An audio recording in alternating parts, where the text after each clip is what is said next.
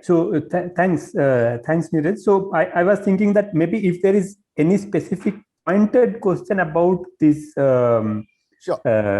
specific ideas you have mentioned, then we can maybe quickly first address those before we move to the general discussion part, if Sure. that is okay with you. Yeah. Okay. So from the participants in Zoom, if if so, please keep it separate. If you have a question about these points already mentioned, then raise your hand now and go ahead and ask. If it is a point of discussion, then just hold on for a moment. We will come to that.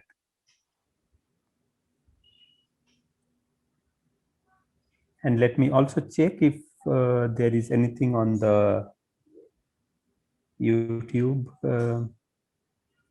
channel in the meantime. Okay, so I see about 20 people in the YouTube channel, but no question from there yet. And I guess I don't see. Okay, so Suresh Kumar, oh, yes, please. Hi, can I explain now? I'm Yeah, Suresh yeah. Kumar. Yeah. So, I mean, it's good that this educational steps taken, but it is mostly focused on astronomy and the other things like cable TV, how mobile works. That's good, but I think the missing part is that about the radio instrumentation used in astronomy. Okay, could be a radio telescope or a optical telescope, whatever, which fits into the uh, I mean aim of this public outreach. Why we can't have things on instrumentation at these radio telescopes or radio astronomy used? So there could be a session for that. So that will help a little wider for the future users as well as the engineering community. Yeah, thanks, I Suresh. think it should be good enough. Yeah, so if you look, I just put up the screen again. If you look at the first project I've suggested, that is exactly that, right? So the idea is to kind of promote people, encourage people, groups in colleges or maybe even high schools to build their own instruments with help from us, understand how to design them, how to build them, how to use them, and so on. So that is, in fact, exactly this project. And that's to kind of, that's working with and developing further and scaling up of the RPL Swan, for example, right? So I think that is what you're talking about. Okay. Yeah, I think I joined late. Yeah, thank you. And even this Avinav Vidyalaya thing to a different level and different extent, of course. That's also a lot of hands-on building things from scratch, right? Yeah. So I think a lot of people in NCRA might be aware of the last part because they come to our open day every year and put up something. So you might have seen it there. Yeah. Yes. Yeah. Okay, so as I don't see any other question at this point, then maybe I will hand it over to Yogesh to mediate a discussion on. Actually, I had raised my hand. Sorry, Prajal, I missed it. Yeah, please go ahead. Please go ahead. Okay, so one minor comment to Neeraj was that in the list of radio experiments for schools and colleges, IIA also had one. And I think Ramesh might be the person to contact. They had successfully installed it in a couple of colleges many years ago. So they probably still have the design and also maybe the inclination. The other question was that there is this was about the framework in which outreach programs are attempted to be designed. So you spoke of ethical responsibility and so on. That has two implications, I think, at least. One is there is a need for a higher level intervention, sort of a governance intervention, wherein all faculty and postdocs, when they're assessed for the outreach work that they have done as well, in addition to the research work. Unless that happens, I mean, I don't see how this ethical responsibility business can get really implemented. The second thing is that in terms of the framework, what you presented to me still seems to be in this framework that, we are the experts, we are the brilliant ones, and we're going to share our knowledge with the quote unquote common people out there, which might be a flawed framework. There's a lot of scholarship on how this is a flawed framework and how outreach is really a two-way street, and how involvement deepens our own understanding of even our narrow specialty. And the third thing I wanted to raise was in terms of the ethical responsibility thing. How do we engage in some amount of internal reflection? Because there isn't a commitment, there isn't a universal commitment, shall we say, to the scientific method as a way of life and as a way of thinking within institutions. So then, when in the absence of that, how do we claim to sort of enhance that in outside society, whether it's schools or colleges or whatever? Right. Thanks, Prajwal, for those points. So the first point about IA, yes, I completely forgot that Ramesh had had this project IA running. I think there's a 2-element interferometer, and that should be listed and used as well. I agree. Second point about ethical obligation and lack of support for people to do it. That is a very, very crucial point. I agree. And that's one of the reasons I put up the scientific social responsibility document of DST, which actually talks of not just encouraging staff to do outreach, but specifically talks about about how the evaluation every year also should include the outreach performance, as well as institutions providing active support. This, of course, doesn't mean it's going to implement it in full, but this is a draft document from DST, which is going to come out in its final version in a few months. But I think the other model, of course, is LIGO, not just LIGO India, but LIGO as a whole, where every partner, partner institution or partner country, I'm not sure, has to account for a certain fraction of time for outreach and education, right? And that's counted in your contribution to the LIGO project as a whole. So, for example, if LIGO India does so much science and so much publication and so much training, they have to show so much outreach and education as well, which I think is the second way in which one can help support this activity, which of course SK International does not have, but one could propose that, or at least one could take that on board internally, right, and do that. Your third point about how it's a two-way street and how it's not us talking down to people, I completely agree. Though what I presented is in that framework, I should acknowledge. And that's something we should, I think, discuss further. And your fourth point also, I think, is more for open discussion rather than for me to answer specifically. So about this business about, LIGO being the model and how institutions are required to contribute some of that, it can often happen that an institution just relegates that to a full-time quote-unquote outreach person, and that we could not hear. results in all factors being of the code. Prajwal, your voice was breaking, so maybe if you can just repeat the last point you mentioned. Okay. Yeah, so what I was saying is that Neeraj mentioned LIGO India as a model and so on. I don't know the details, but the audio is again gone, but I think what I got, it is good to have a nation or even an institution. Oh, you're not hearing? Are you hearing now? Yeah, now it's fine. Prajwal, go ahead. Okay, so it's one thing to say that a certain fraction of collaboration accountability has to come from outreach, but if it doesn't peter down to the individual level, then it lands up being that an institution or a collaboration hires one or more full-time quote-unquote outreach people, and then all the scientists and students and postdocs are quote-unquote off the hook. And in the long term, I'm not sure that is the good approach to take, especially given all the other things you said about, the science deficit in society and so on and so forth. No, absolutely, I agree. The idea, I still would very strongly support having a full-time staff for EPO, and not the EPO not being just an accumulation of individual people doing something because they are personally motivated, which of course happens. And the idea of having full-time staff is, I think, not to do all the outreach themselves, but as a coordinating agency for the members of the SKA consortium.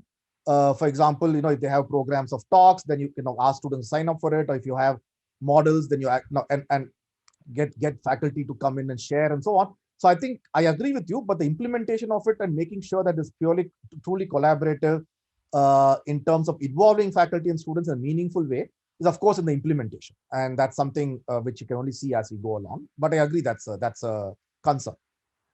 But I don't have an answer to that because we haven't started yet. So yeah.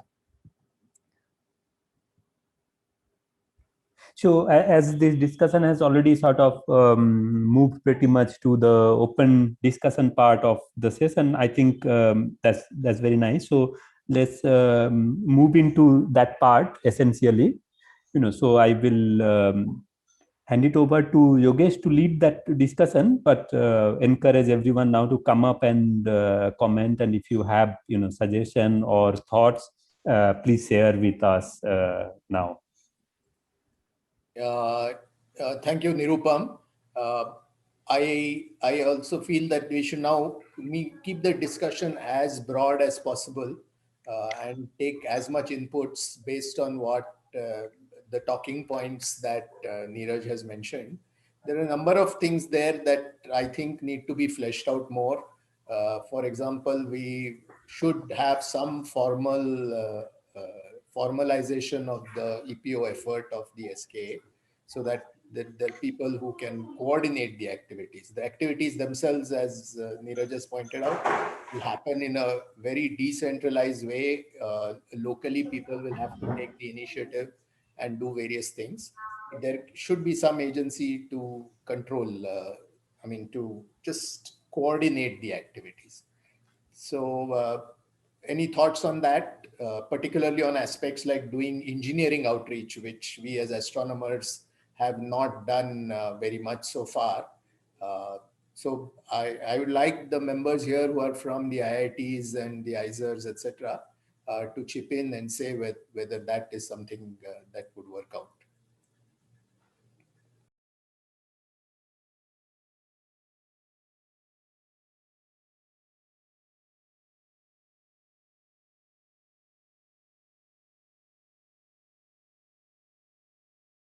So please raise your hand and unmute yourself, and you can start speaking.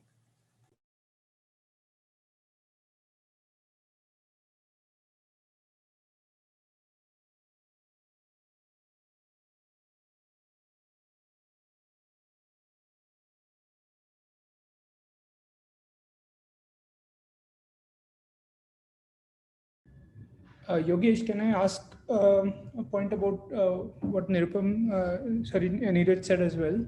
Yes, please go ahead. So apart from the basic education about how radio works, I think one of the things we should incorporate as a part of SK is radio frequency interference. And that needs to be emphasized because people don't generally understand what interference means for radio telescopes. So what are you trying to say? You want to sensitize people to the fact that radio? Yeah, I think we should, as a form of pollution kind of thing, like noise pollution or light pollution. Yes. So as a part of the outreach, we should add RFI sensitization as well.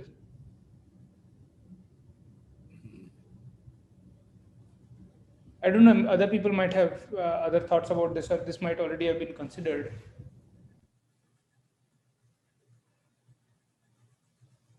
I don't know.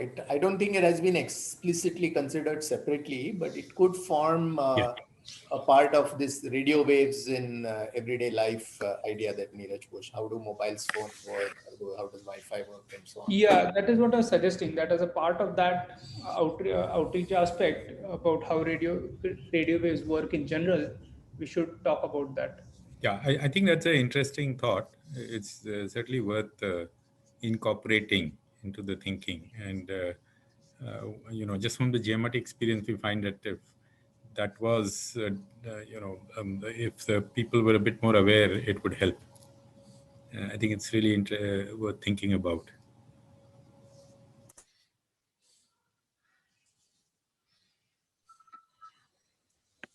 Okay, I see a couple of points in the YouTube channel, so maybe I can just read those. One is from Kanan Datta, who said, regarding setting up small radio telescope at universities, colleges, it might be better if SK India adopt a program to help set up, build small radio experiments at colleges, universities, and if possible, provide required financial support.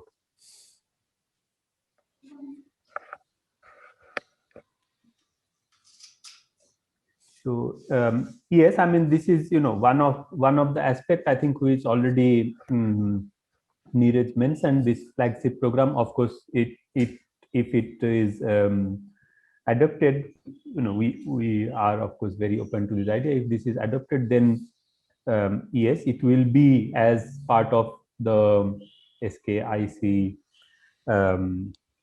regular activities to help setting up these things, but also taking help from the local expertise, because it is something where we need involve people locally also. Otherwise, any such activities will not sustain, in the sense that someone from outside comes to a college or university and set it up something, unless there is involved local support to sustain that activity, it will not work in a meaningful way. So we need to come forward, all our colleagues who are interested, and then join hands to support it as a continuous activities in the college and university level. Right? Do you want to add anything, Neeraj or Yogesh? Or anyone? Just one?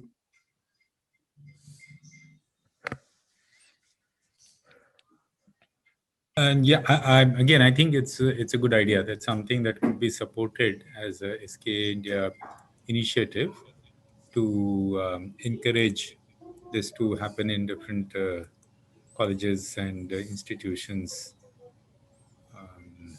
with the formal support, as long as there's a well defined, well drawn out program. So, as Suresh Kumar mentioned, and was also indicated that. And if it's a well-defined thing which can be implemented and brings tangible learning to the community, I think it should be possible to support under the SK India Consortium initiative. Yeah, and I think this is where exactly what Prajwal was also mentioning comes out clearly. Kanan, who has made this comment, is at Presidency University, where there are a lot of very bright undergraduate students who will be interested doing it. So it's not only that SKIC can support setting this up and so on, it's also the other way around, in the sense that these bright young people will actually be able to help us in various matters. So it will really be a two-way flow when we go to the colleges and the universities to start such initiatives. Yeah, I can give an example. I mean, as part of during this Vigyan Samagam exercise, there was a very bright and enthusiastic student group from BITS Pilani Goa campus, who actually had a design of a completely made at home small radio telescope, which they actually brought the kit and interacted with the participants to actually try and build that telescope, small instrument, during this couple of days, over a couple of days during as part of the Vigyan Samagam exercise. I think there are people who are both interested and capable amongst the community out there in the colleges, whose talent can also be utilized for getting the community more widely engaged in this. Right. And I see one more comment from Kiran Mehta at the YouTube channel chat. There should be short video fact on isolated scientific concept and quantitative skills which enable people not trained formally in astrophysics to independently understand colloquia and reading of research papers. So, Neeraj, you want to comment on this point? Not much. I mean, so I think all multimedia which we create would go towards enhancing general science literacy and radio astronomy literacy among the students anyway, right? So, and this would take the form of many media, like I said, videos, podcasts, posters, demonstrations, kits, and so on. And yeah, so that's what I would have to say. Yeah. So of course we should use all of these methods to right talk about what we do. Yeah. And right now, even if it's not in this format of short video, one couple of programs that you have already mentioned. One of them is, I think, this very important initiative of RAD at Home, which is essentially this: the formally people who are not trained formally in astrophysics, they can take part in that program. It's not really a short video to just learn a concept, but it's more with longer attachment with the program, where you actually learn scientific concept and pick up skills and get a flavor of how research is done in radio astronomy. And again, I think Anand Hota is in the in Zoom here. Yeah, so he can comment more. But again, that is also one program where this two-way benefit works out very nicely, in the sense that the students who are interested, who do not yet have the formal training, they take part, learn things, and do something. And on the other hand, by encouraging them to do that, many of them finally end up pursuing radio astronomy or other branches of astronomy. Get into that and move into their research career or something. So it has been a really successful program, and maybe I will suggest Kiran to have a look at that details of that program. Yeah, I see that two people have raised their hands, Anand Hota and Divya Oberoi. So could I ask them to come in? Should I go first? Just connected, that's fine. Yes, Anand, yeah. Okay. Thank you, Nirupam and Neeraj Mohan. I have two comments, one related to RAD at Home and the other one is something else. First one is that I need actually a lot of support from other people, from professional as well as from postdoc level people like me. What I don't have is any PhD student I don't have. So I have so many MSc, BSc level students only. So the in-between level that I want to communicate them radio astronomy and mostly astronomy, that layer is actually missing. I have been struggling to get that, and I am not getting support. Forget about that. The other important part I wanted to comment is that we are doing outreach from Research Institute, Astronomy Research Institute. Students come to approach us and look for our website because they are waiting for some kind of project involvement, some direct knowledge of research. Whereas the public is actually, unless there is an event, they actually go to simply planetarium. So this kind of this mismatch has to be kind of bridged. By the way, that I want to suggest this thing, that we should talk to all the mega project and astronomy institutes, should talk to planetarium, and there should be small, tiny link there that what public can read in the Research Institute page. They will be going to planetarium page and finding Research Institute's articles, links for simplified for the public. It should be the other way around also. that when students, undergraduate students are asking research institute, how can I be involved? The research institute page should be giving them link to that kind of other website where they can read them. Both the way it should be happening. I think that's all I have to say.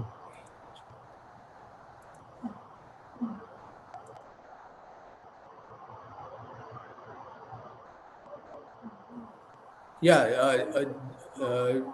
So I think your points are both valid. Both your points are valid, Anand. Definitely, we need more people to get involved with outreach at every level, and there shouldn't be any missing layers. Okay, I Thank you. totally agree with that point. I think we should try and organize at some point a separate dedicated discussion or meeting on the outreach activities. But we just put it here in this meeting because we felt that it was really very important and we could not miss out on that. So we had this session. Divya, do you want to say something? Yes, I did, but I was going to take the conversation in a different direction from what Anand just said. So if there are any other comments on that, then maybe that should happen first. Yeah. Yes.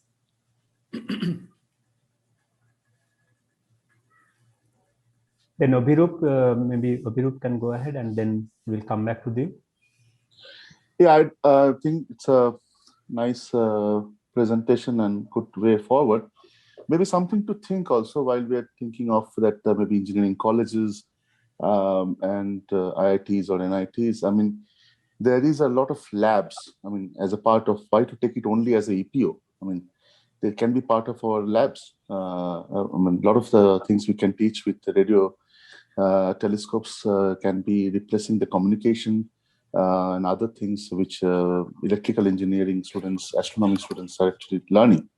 So that may be another angle you can keep building it and maybe propose a proper lab experiments which other engineering colleges can actually adopt.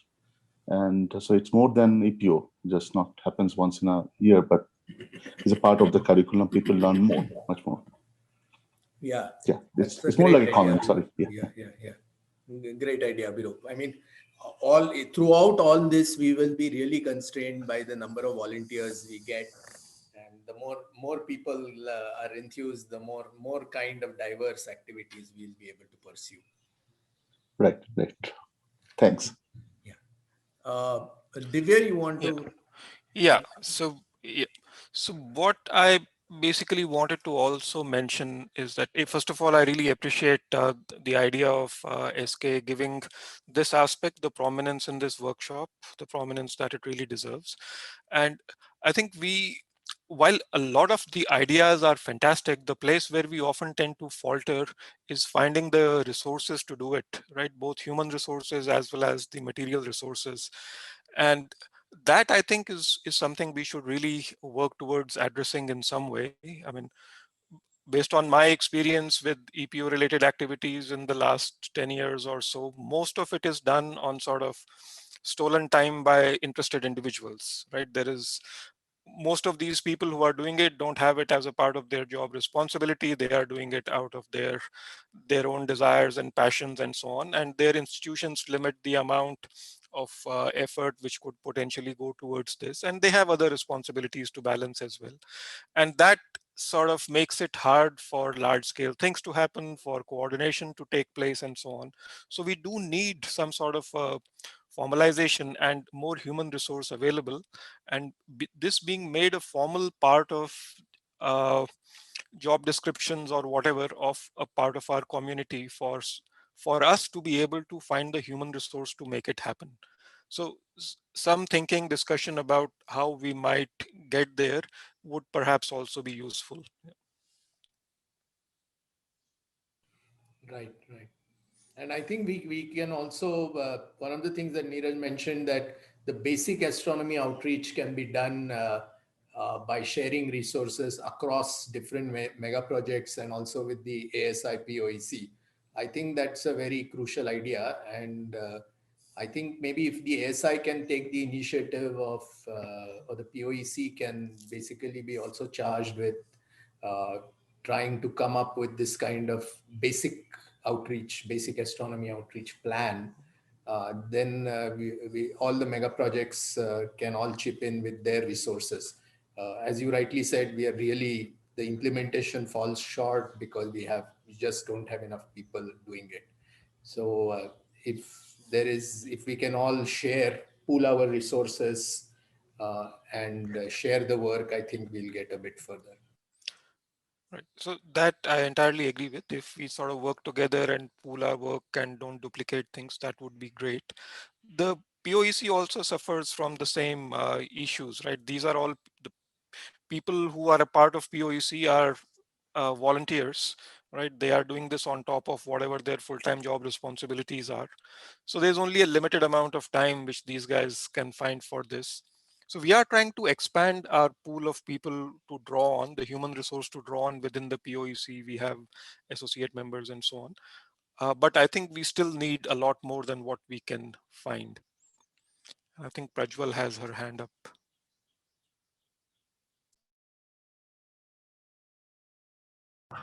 Yeah, go ahead, Prajwal, please. Can you hear me? Yes, we can hear you. Yeah.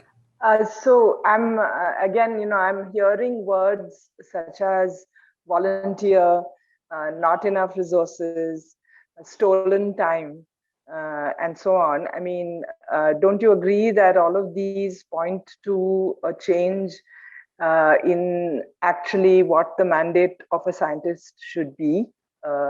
In the old days, it used to include research and teaching.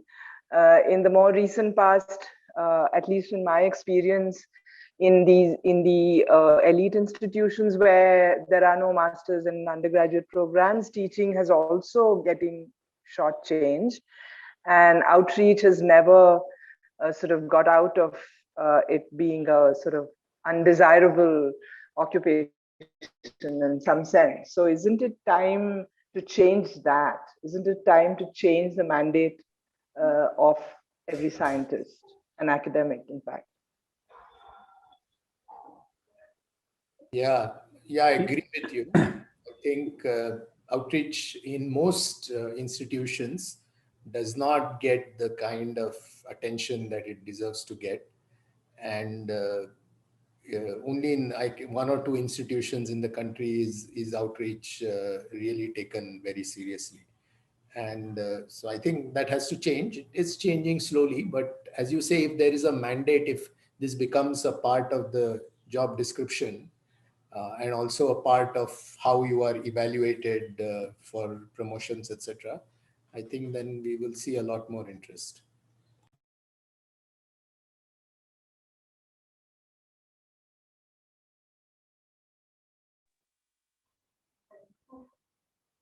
Okay, so if yeah, I'm really sorry to indicate cutting this session now short, because we are already sort of about 20 minutes behind the time. But this has been a very nice kickstart of in thinking towards coherent activity towards education and public outreach within SK India and SK overall. So I think all of us will think about it more carefully and get back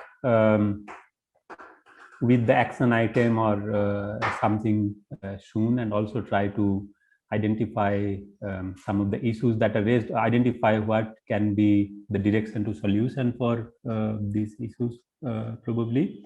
But for now, since I don't see any other raised hand, maybe I will just take one more final point, which I, very important comment from the YouTube channel from Ratnasri. I would like to offer whatever resources I could contribute toward basic astronomy outreach across the mega projects as is being discussed. Very exciting. So, we appreciate this very much. And of course, we hope that all of our colleagues will come forward and put together the resources and then we go ahead with these various plans. And with time, this will shape up more, and we will keep you posted. But for now, again, I'm really sorry that I'm cutting short this discussion. Let's move to the next part of this session.